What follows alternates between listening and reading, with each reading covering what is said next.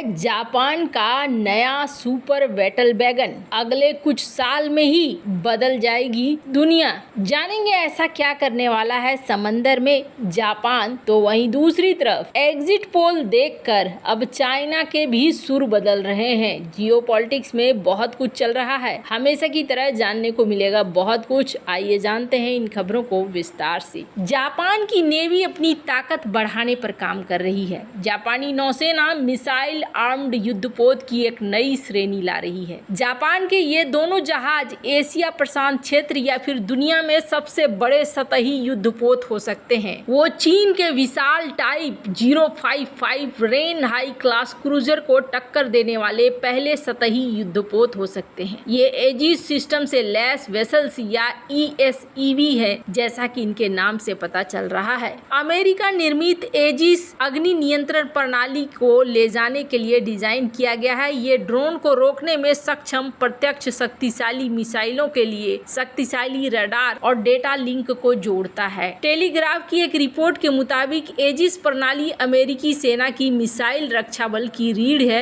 इसमें विशाल ASEW hulls के साथ 10,000 टन से अधिक पानी विस्थापित हो सकता है। एजिस का जो मॉडर्न संस्करण है, इसका परिणाम दुनिया में सबसे सक्षम मिसाइल डिफेंसिव के तौर पर होना चाहिए। इसका एक बोनस यह है कि जहाज मिसाइलों को मार गिराने के अलावे और भी बहुत कुछ कर सकते हैं। ऐसा इसलिए क्योंकि सबसे लचीली मिसाइल अमेरिकी निर्मित SM-6 हवा, समुद्र और जमीन पर लक्ष्य के खिलाफ एक समान रूप से प्रभावी होंगे। इसे हाइपरसोनिक मिसाइलों के बचाव में सक्षम कुछ प्रणालियों में से एक माना जाता है। साल 2020 में जापान ने देश के पश्चिमी तट पर जमीनी फैसिलिटी में 2 एजिस सिस्टम स्थापित करने की योजना बनाई थी। इन एजिस एसोर प्रतिष्ठानों ने जापानी नौसेना के 8 एजिस सुसज्जित विध्वंसकों को जापान के सागर में केवल भाप लेने से ज्यादा कुछ करने के लिए मुक्त किया, जो जापान की ओर बैलिस्टिक मिसाइलों को लॉन्च करने के लिए उत्तर कोरिया या चीन की प्रतीक्षा कर रहे थे। एजिस एसोर सिस्टम अमेरिकी सरकार यूरोप में 2 का संचालन करती है। जापान पहले ही तटीय मिसाइल अड्डों के लिए 2 SPY-7 रडार पर $300 मिलियन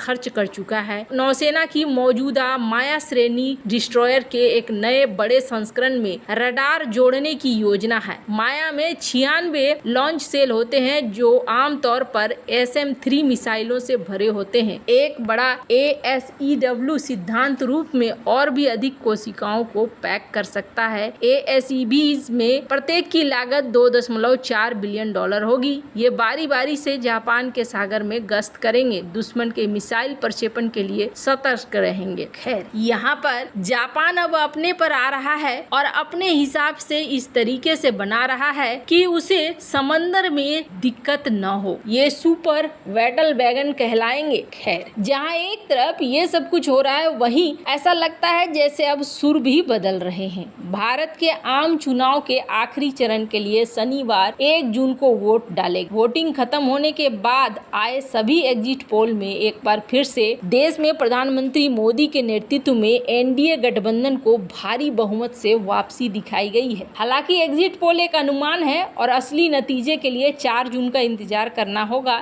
इसी बीच एग्जिट पोल पर दुनिया भर से प्रतिक्रिया आनी शुरू हो गई है। कई लोगों ने PM मोदी की लगातार आलोचना के लिए पश्चिमी मीडिया को आड़े हाथों लिया है। नॉर्वे के पूर्व मंत्री और राजनयिक एरिक सोलहेम ने एग्जिट पोल को पश्चिमी मीडिया के लिए सबक सिखाने वाला कहा है। एरिक सोलहेम ने एग्जिट पोल के नतीजों को PM मोदी और NDA के लिए अभूतपूर्व विश्वास मत बताया है। सोलहेम ने X पर लिखा कि भारत में एग्जिट पोल के अनुसार 4 जून को नतीजे आने पर प्रधानमंत्री मोदी को बड़ी जीत मिलेगी। उन्होंने आगे कहा कि अगर ये पोल सही है तो 10 साल की सरकार के बाद ये अभूतपूर्व विश्वास मत है। सोलहेम ने अपनी पोस्ट में पश्चिमी मीडिया में भारत की लगातार हो रही नकारात्मक कवरेज के लिए भी फटकार लगाई। उन्होंने लिखा, क्या पश्चिमी मीडिया के लिए भारत और मोदी के बारे में लगातार निगेटिव कवरेज पर पुनर्विचार करने का समय आ गया है। सोलहेम की पोस्ट पर खूब प्रतिक्रिया आ रही है। कई यूजर्स लिख रहे हैं कि पश्चिमी प्रतिष्ठान रणनीतिक कारणों से लगातार मोदी और भारत के खिलाफ लिखते रहते हैं। ये तब भी नहीं बदलेगा जब वो तीसरी बार जीतेंगे या फिर गैर बीजेपी पार्टी का कोई ईमानदार और मजबूत नेता प्रधानमंत्री बनेगा। किसी ने लिखा कि नहीं एरिक, पश्चिम अपने सर्वशक्तिमानता में अंधा हो चुका है। वे इस सच्चाई को नहीं समझ सकते। पश्चिम अपने दिखावटी अहंकार के नीचे ढह रहा है। एरिक सोलहेम नॉर्वे के पूर्व मंत्री रहे हैं। उन्होंने नॉर्वे के पूर्व प्रधानमंत्री और वर्तमान नाटो प्रमुख जेंस स्टोलनबर्ग की सरकार में काम किया था। साल 2012 में सोलहेम ने नॉर्वे की राजनीति से दूरी बना ली। इसके बाद यूएन के अंडर सेक्रेटरी जनरल के रूप में 3 साल काम किया। इसके अलावा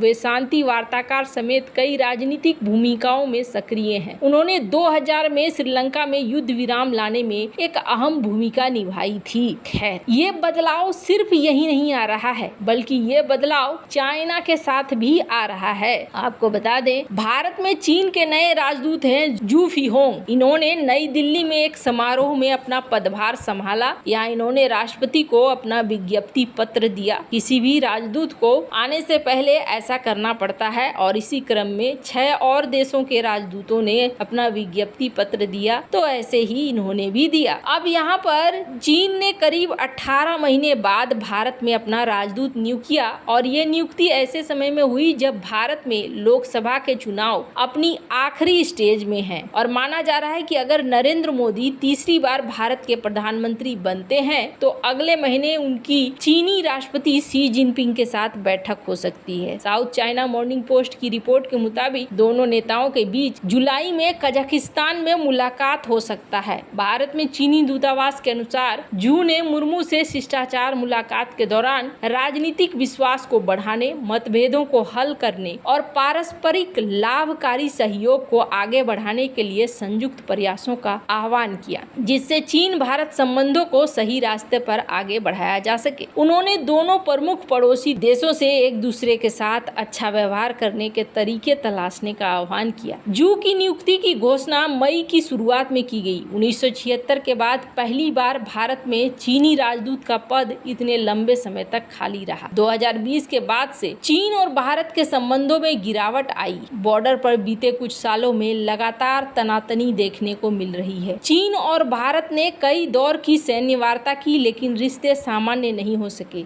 दोनों ही पक्ष सीमा पर तेजी से निर्माण भी कर रहे हैं। दो एशियाई प्रतिद्वंदी चीन और भारत के बीच संबंधों में आने वाले समय में नरमी की उम्मीद है। 4 जून को चुनाव परिणाम घोषित होने के बाद नरेंद्र मोदी की सत्ता में वापसी हुई तो प्रधानमंत्री के रूप में तीसरा कार्यकाल शुरू करने के तुरंत बाद राजनयिक गतिविधियों के फिर से शुरू होने की उम्मीद है। न्यूज वीक के 7 अप्रैल में एक इंटरव्यू में नरेंद्र मोदी ने कहा था कि भारत और चीन को बॉर्डर पर लंबे समय से चली आ रही स्थिति पर तत्काल ध्यान देना चाहिए। फर्स्ट पोस्ट के अनुसार मोदी के राजनयिक एजेंडे में जुलाई में कजाकिस्तान में संघाई शिखर सम्मेलन है और इस सम्मेलन में उनकी मुलाकात शी से हो सकती है। शी और मोदी की आखिरी मुलाकात अगस्त में जोहान्सबर्ग में ब्रिक्स शिखर सम्मेलन के मौके पर हुई थी। अब ऐसा माना जा रहा है कि चाइना यहाँ पर आगे देखना चाहेगा कि आगे भारत का रवैया कैसा रहता है। वैसे आपको क्या लगता है, इन सब मामले में आपकी क्या राय है, कमेंट कर जरूर बताएं। जल्द मिलते हैं अगले वीडियो में नई खबर के साथ।